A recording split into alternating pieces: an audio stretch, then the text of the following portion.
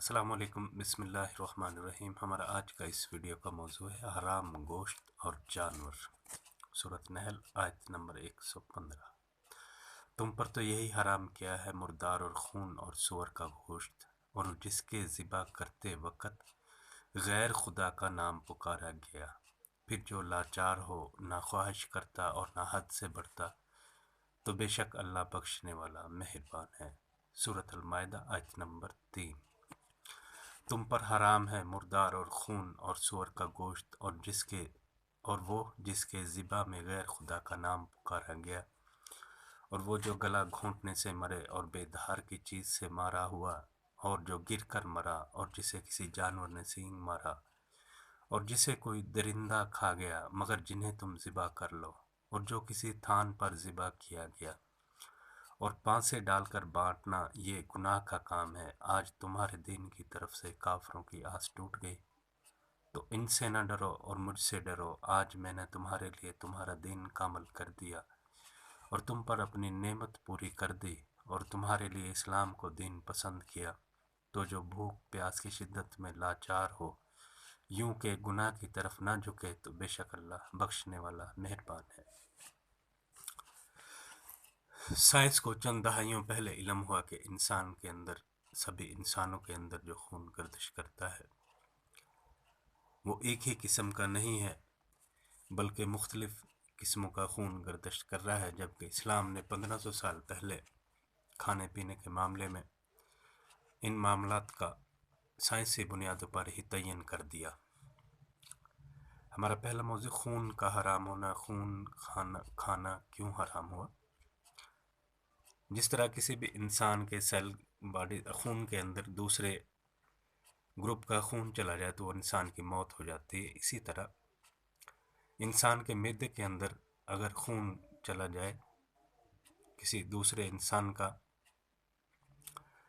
تو اس سے اس کے خون کی بیماریاں ہو جاتی ہیں، اس کے بلڈ سیل جو ہوتے ہیں وہ متاثر ہو جاتے ہیں۔ اسی طرح مردار جو ہوتا ہے، مرا ہوا جانور، وہ خون اس کے وجود کے اندر اور گوشت کے اندر ہی ہوتا ہے، باہر نہیں نکلا ہوتا، تو اس کا بھی کھانا اسلام نے حرام کر دیا۔ اور وہ جانور جو گلا گھونٹنے سے مرتا ہے، اس کا خون بھی اس کے اندر ہی ہوتا ہے، باہر نہیں نکلتا، تو اسی خون کی وجہ سے وہ جانور بھی کھانا حرام ہو گیا۔ بے دھار کی چیز سے مارا ہوا کہ اس کو زخم نہیں کیا، خون نہیں نکلا،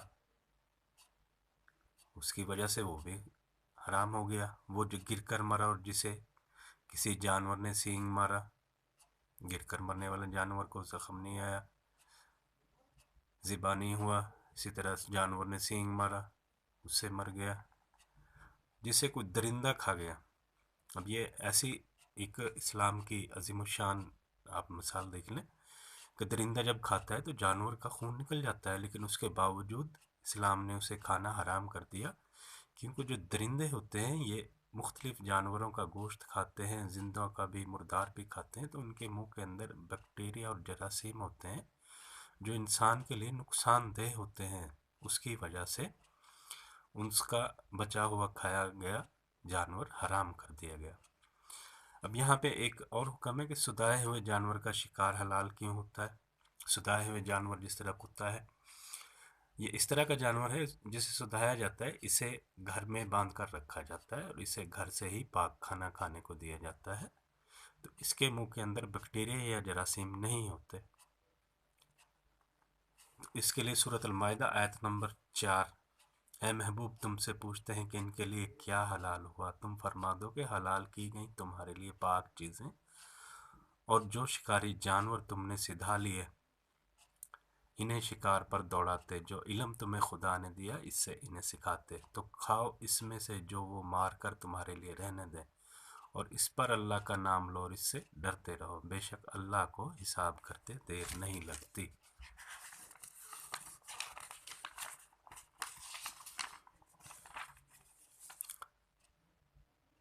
اب اسی طرح سور کھانا کیوں حرام ہوا؟ یہ انسان ہی تھے، اپنی بدعمالیوں کی وجہ سے اللہ پاک نے ان کو سور بنا دیا، تو یہ कुदरती सिस्टम है कि कोई भी जानवर अपनी ही नस्ल के जानवर को नहीं खाता। इसका आप मुशाहिदा अपने मामूलात में कर लो, कहीं कुत्ता मरा हुआ हो तो उसे दूसरे कुत्ते कतन भी नहीं खाएंगे। इसी तरह मछलियाँ होती हैं, मछलियाँ कभी भी अपनी नस्ल को नहीं खाती। कौवे होते हैं, कौवे अपने मरे हुए कौवे को नहीं खाएंगे। ये एक नेचुरल सिस्टम है कि कोई भी जानवर अपनी ही नस्ल को नहीं खाता। इसी वजह से वो जानवर जो इंसान की नस्ल से तब्दील हुए हैं उनका खाना अल्लाह पाक ने हराम करार दिया। इसमें सबसे मेनली तो सूअर है, उसके बाद बंदर है, बंदर, और उसके बाद तीसरी एक बाज़ जगह पे रवायत मिलती है वो है चूहा, जो इंसानों की नस्ल से ही सज़ा के तौर पर जानवर बनाए गए। अब इसमें अगर हम देखें तो एक हुक्म मिला है 5 से डालकर बांटना है। जिस तरह कुर्रअंदाज़ी होती है इस तरह अल्लाह पाक ने मना फरमाया कि अगर किसी जानवर में किसी की हिस्सेदारी हो तो वो सबको बराबर की तर्ज पर बांटा जाए, बराबर की तकसीम पर बांटा जाए। इसी तरह अल्लाह पाक ने इस्लाम में इंसान को इजाज़त दी है कि अगर भूख प्यास की शिद्दत में लाचार हो, करीबुल मर्ग हो जाए, भूख इंतहा शिद्दत हो जाए, हलाल खाना मैसर ना हो तो अपनी जान बचाने की गरज से इंसान उसे खा सकता है, लेकिन आम मामूलात में वही खाना हराम होता है। एक हुक्म इसी तरह इसमें आया है कि जो किसी थान पर ज़िबा किया गया हो। थान ऐसी जगह होती है जहाँ पर मुशरिक लोग अपने बुतों को खुश करने के लिए, देवी देवताओं को खुश करने के लिए किसी जानवर की बलि चढ़ाते हैं। इससे पहले ज़माना इस्लाम से पहले इंसानों की बलियां भी चढ़ाई जाती थी। और ये ऐसा हुक्म है कि इस जगह पर अगर जाकर किसी जानवर को ज़िबा भी कर लो तो भी उस जगह पर उस जानवर का ज़िबा करना, उस जगह की वजह से खाना हराम हो जाता है। अभी हमारे मुल्क में तो ये चीज़ें कम हैं, लेकिन साथ वाले पड़ोसी ममालिक में या वो ममालिक जहाँ मुश्रिक बसते हैं ये मामूलात अभी भी उसी तरह जारी हैं कि जानवरों की बलियाँ चढ़ाई जाती हैं।